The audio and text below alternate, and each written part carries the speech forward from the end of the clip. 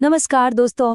आज के इस विशेष विश्लेषण में हम भगवान हनुमान के उस सबसे शक्तिशाली और सच कहूं तो सबसे रहस्यमयी रूप के बारे में बात करने वाले हैं, यानी पंचमुखी हनुमान जी। हम इस अवतार की पूरी कथा यानी अहिरावण वध को समझेंगे, उनके 5 मुखों का असली मतलब क्या है और सबसे जरूरी बात, उस प्राचीन पंचमुखी हनुमान कवच के क्या लाभ हैं, ये भी जानेंगे। तो चलिए बिना किसी देरी के सीधे इस कथा में गोता लगाते हैं। जरा सोचिए, जब पूरी सृष्टि को बचाने वाले ही पाताल लोक के सबसे गहरे, सबसे अंधेरे हिस्से में बंदी बन जाएं, तो उन्हें कौन बचाएगा। लंका के उस महायुद्ध के दौरान ना बिल्कुल यही हुआ था। पाताल लोक का वो मायावी राजा अहिरावण, उसने छल से सोते हुए श्रीराम और लक्ष्मण जी का हरण कर लिया। उसका मकसद क्या था? अपनी कुल देवी को उनकी बलि चढ़ाना। स्थिति सच में बहुत ही ज्यादा गंभीर थी। अब जैसे ही श्रीराम और लक्ष्मण को पाताल लोक ले जाया गया, पूरी वानर सेना में हाहाकार मच गया। किसी को कुछ समझ नहीं आ रहा था। तभी विभीषण ने अहिरावण को मारने का एक बहुत बड़ा रहस्य बताया। उन्होंने खुलासा किया कि अहिरावण के प्राण 5 मायावी दीपकों में बसे हैं, जो 5 अलग अलग दिशाओं में जल रहे हैं, और उसे खत्म करने का सिर्फ एक ही तरीका था, इन 5 दीपकों को बिल्कुल एक ही समय पर एक साथ बुझाना। और जाहिर है ये कोई मामूली काम तो था नहीं। तो अपने प्रभु को बचाने हनुमान जी निकल पड़े। पर जैसे ही वो पाताल लोक के द्वार पर पहुंचे, उनका सामना एक ऐसी चुनौती से हुआ जिसने खुद उन्हें भी चौंका दिया। द्वार पर एक विशालकाय रक्षक खड़ा था और उसने गरजते हुए कहा, मैं हनुमान का पुत्र हूं, उनके पसीने से जन्मा हूं। जी हाँ, ये पाताल लोक का द्वारपाल मकरध्वज था। दरअसल लंका दहन के बाद जब हनुमान जी समुद्र में अपनी पूंछ की आग बुझाने गए थे ना, तो उनके पसीने की एक बूंद एक मछली ने निगल ली थी। उसी से इस महाबली मकरध्वज का जन्म हुआ था। मकरध्वज के साथ एक भयंकर युद्ध के बाद और उसे अपनी असली पहचान बताने के बाद हनुमान जी लाल फूलों की एक टोकरी में छिपकर अहिरावण के मंदिर में तो पहुंच गए, लेकिन असली चुनौती तो अब सामने खड़ी थी। 5 अलग अलग दिशाओं में रखे वो 5 दीपक, और उन्हें बुझाने के लिए सिर्फ एक सांस। मतलब शारीरिक रूप से देखा जाए तो एक सामान्य रूप में ऐसा करना बिल्कुल ही नामुमकिन था। लेकिन क्या हनुमान जी के लिए कुछ भी असंभव है? बिल्कुल नहीं। इस नामुमकिन सी चुनौती को पार करने के लिए हनुमान जी ने अपना वो महाकाय और दिव्य पंचमुखी अवतार धारण किया। उन्होंने एक साथ 5 अलग अलग मुखों का रूप लिया और एक ही फूंक में, जी हाँ, सिर्फ एक ही सांस में उन 5 दीपकों को एक साथ बुझा दिया। इसी के साथ अहिरावण के आतंक का अंत हुआ और सृष्टि के रक्षक श्री राम और लक्ष्मण जी सुरक्षित आजाद हो गए। Decoding the divine, the 5 faces. अब देखिए, ये जो पंचमुखी रूप है ना, ये सिर्फ एक पौराणिक कथा का हिस्सा भर नहीं है। चलिए इन 5 मुखों के पीछे छिपी असली दिव्य शक्तियों को थोड़ा गहराई से समझते हैं। प्राचीन ग्रंथों के अनुसार पूर्व की ओर देखने वाला वानर मुख करोड़ों सूर्यों के समान तेजवान है, जो दुश्मनों का नाश करता है और सफलता दिलाता है। दक्षिण की ओर देखने वाला भयंकर नरसिंह मुख मन से हर तरह का डर और भय बिल्कुल जड़ से खत्म कर देता है। पश्चिम दिशा वाला गरुड़ मुख महान बल का प्रतीक है, जो रोगों और हर प्रकार के विष से मुक्ति दिलाता है। उत्तर की ओर वाला वराह मुख नकारात्मक शक्तियों और ज्वर पर विजय पाता है।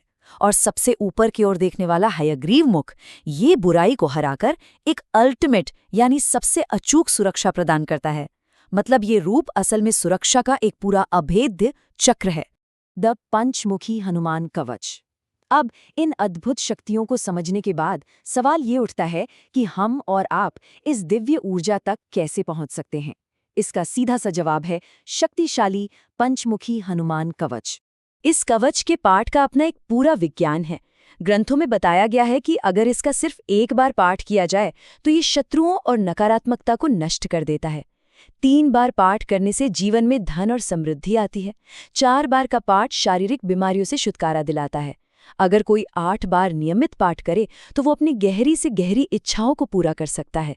और 10 बार पाठ करने से तीनों लोकों का अत्यंत गहरा ज्ञान प्राप्त होता है।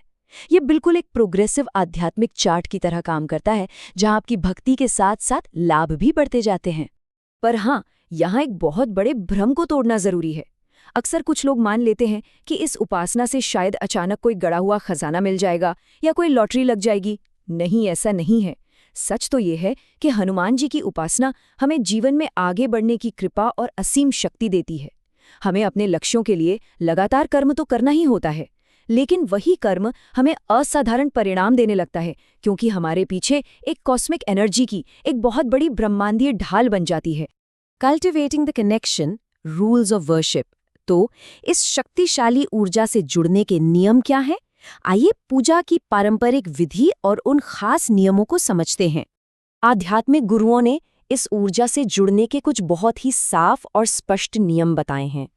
पहला, घर के अंदर या मुख्य द्वार पर पंचमुखी हनुमान जी का चित्र लगाना चाहिए ताकि कोई भी नकारात्मकता घर में प्रवेश ना कर सके। दूसरा, अपवित्र अवस्था में कभी भी मूर्ति या चित्र को स्पर्श नहीं करना चाहिए क्योंकि इस रूप में दिव्य तेज बहुत ज्यादा होता है। तीसरा नियम, घर में जो भी शुद्ध भोजन बने सबसे पहले पूरी पवित्रता और सम्मान के साथ उन्हें अर्पित किया जाना चाहिए। और आखिरी सबसे मुख्य कदम है एक विशेष बीज मंत्र का ध्यान। द अल्टीमेट बीज मंत्र, ओम हम हनुमते नमः। जी हाँ, ये वो परम शक्तिशाली बीज मंत्र है।